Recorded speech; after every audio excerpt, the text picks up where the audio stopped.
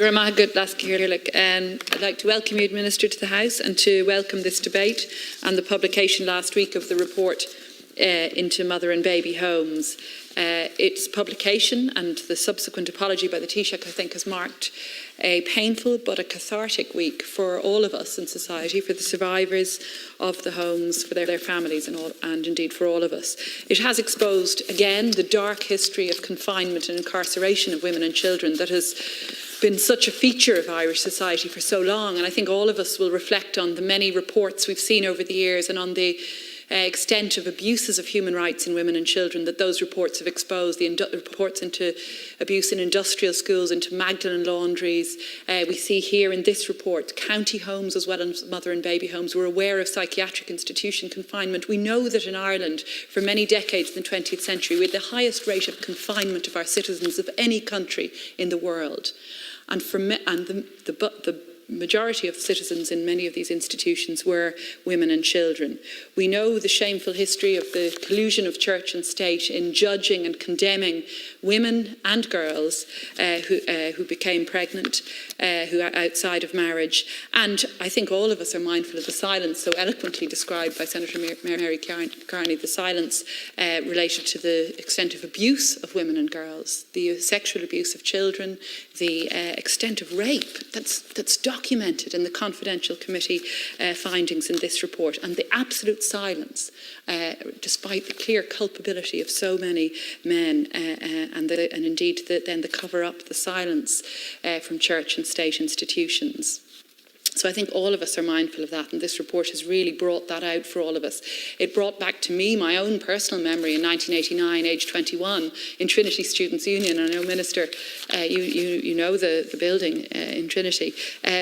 As president of the Students' Union, every single day receiving phone calls from women who were desperate, young women, older women, who were desperate because they were pregnant, because they felt they could not continue with the pregnancy in the culture that prevailed. And this is 1989. This is not the dim and distant 1950s. And who were seeking information on abortion, information that was then denied to them by the Irish state. And of course, information on something that was condemned by the church too. And it's only in 2018, as we all know, that we finally moved to change the law on abortion. But that, to me, was an experience that was deeply painful, that absolutely exposed the callous disregard for women and children from state and church authorities. And we as students were denounced by priests from the pulpit at the time, including a priest who, again, Senator Mary Carney reminds me, a priest who himself was later exposed for his own behaviour. So, I think that this report is cathartic. Clearly, however, there are flaws within it. And Minister, you spoke of the broken trust that survivors have, the trust between state and survivor that has been broken. It was broken clearly by the experiences so many survivors had in the homes. And I do want to pay tribute on behalf of Labour, on behalf of my own party, on behalf of colleagues, a tribute to the courage and tenacity of the many survivors who engaged with the report, who came forward and spoke to the Commission, and indeed who've spoken in recent days about their experiences and have given us so much more of an insight into those experiences. But clearly trust was broken as a result of their experiences. But it's been broken more recently by the leaking of the document about which others have spoken and which really was appalling. And it's been broken by the continued failure of the state to give survivors access to their birth certificates. That's such basic information, and we need to move on that, and I'll speak more on that. It's also been broken, however, by the dismissive and often callous language used in the executive summary of the report. And I think that Senator Doherty and others have called for a review of that language. I think a review of the language would be appropriate. I think it's unfortunate that the executive summary does not do justice to the real wealth of detail and of the true depth of experience that of survivors that is in fact disclosed in the substantive chapters of the report. And you've acknowledged that yourself, Minister. If one reads the report, one finds direct contradiction. It directly contradicts some of the rather dismissive findings in the executive summary. And that's very problematic, clearly.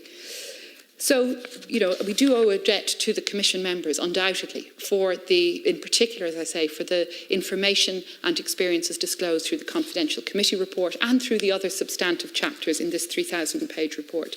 We know from the report that a total of 56,000 women and 57,000 children passed through the institutions in the decades examined. We know, of course, as Senator Boyan has so eloquently described, that thousands more were resident in other institutions, were incarcerated there, but yet not subject to investigation investigation by the Commission. But even within the Commission sample, we know a shocking figure. 9,000 infants and babies died before their first birthday, an infant mortality rate of 15%, or 1 in 7, an extraordinarily high death rate, reflecting, I think, the contempt with which mainstream Irish society appears to have held the women and children who are confined in the homes.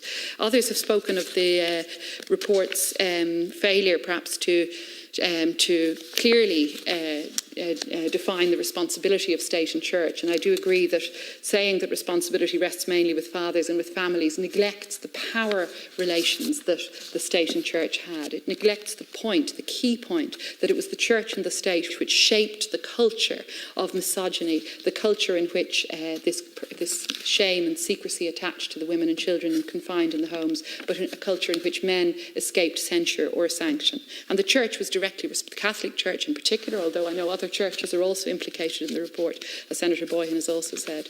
But the church was directly responsible for generating the moral context within which shame and secrecy prevailed. And the state was directly responsible for failing to provide any support to women rejected by their families who were following church doctrine. Not until Labour's Frank Cluskey introduced unmarried mother's allowance in 1973 did the state formally acknowledge responsibility for the women so shamefully neglected for so many decades. I want to turn to the executive summary language again, Minister, and to look in particular at 3 ways in which it's failed to reflect the findings of the report, findings about which survivors have spoken so eloquently and powerfully, findings on physical abuse, on forced labour and on forced adoption. And I think, again, when one reads the findings, when one reads the confidential committee and other chapters, the extent to which these practices were, in fact, taking place in the institutions becomes clear. We learn within the confidential committee section in particular of the extent of physical, verbal and psychological abuse suffered by survivors. We learn of the widespread practices of forced labour or slavery to which they were subjected, and we learn of the extensive practice of coerced or forced adoption. In respect to physical abuse, in paragraphs 15 and 16 in the executive summary, dismissive language is used, and I quote, "There is no evidence of the sort of gross abuse that occurred in industrial schools. There are a small number of complaints of physical abuse." Directly contradicted when one looks at the confidential committee report. At page 42, we are told the abuse described was not just verbal. Some witnesses told of being slapped, beaten and punched, with nuns shouting at them that this was their penance for sinful behaviour. Numerous further instances are given throughout this chapter on conditions in the homes, and indeed children born in the homes are also describe their experiences. One harrowing story of a child who lived in a home until the age of 6, locked in a room, suffered lasting damage to his ears as a result of being boxed about the ears by a nun. In a later section on the birth experience, particularly traumatic findings, women recalled being verbally insulted, degraded and slapped during the process of giving birth. Pain relief was routinely withheld because birth pain was seen as retribution for becoming pregnant. Some women suffered long-lasting gynecological conditions as a result of the abuses suffered during the giving of birth. How could one say there's no physical abuse? In respect of forced labour, and again, the findings are stark. In paragraph 15, the summary states bluntly, the women worked, but they were generally doing the sort of work that they would have done at home. How callous is that? Later in the report, however, again, looking at the confidential committee, page 41, mothers reported having to do physically exhausting work up to the verge of giving birth or very soon immediately afterwards. The level of sadistic behaviour by the nuns in forcing them to work is also widely reported to the confidential committee. One survivor relating having just mopped a long corridor when the nun upended her bucket of dirty water and ordered, "Now clean it again." So, again, how can one say forced labour was not extensively practised in the institutions? Practice of the forced adoption, and this phrase has been somewhat controversial and isn't used, indeed, it is not used in the Commission, who say that in the executive summary that some mothers signed forms consenting to adoption saying they had no alternative, but then the Commission states there is no evidence that the consent was not full, free and informed. And again, I think when one looks at the confidential committee section, and indeed at chapter 32, which provides a really comprehensive overview of adoption practices and laws, one sees clear evidence there. Some women reporting at page 88 a baby being snatched from their arms before final adoption papers were completed. Others describing having been effectively deceived into giving consent, signing papers not knowing what they were signing at the time.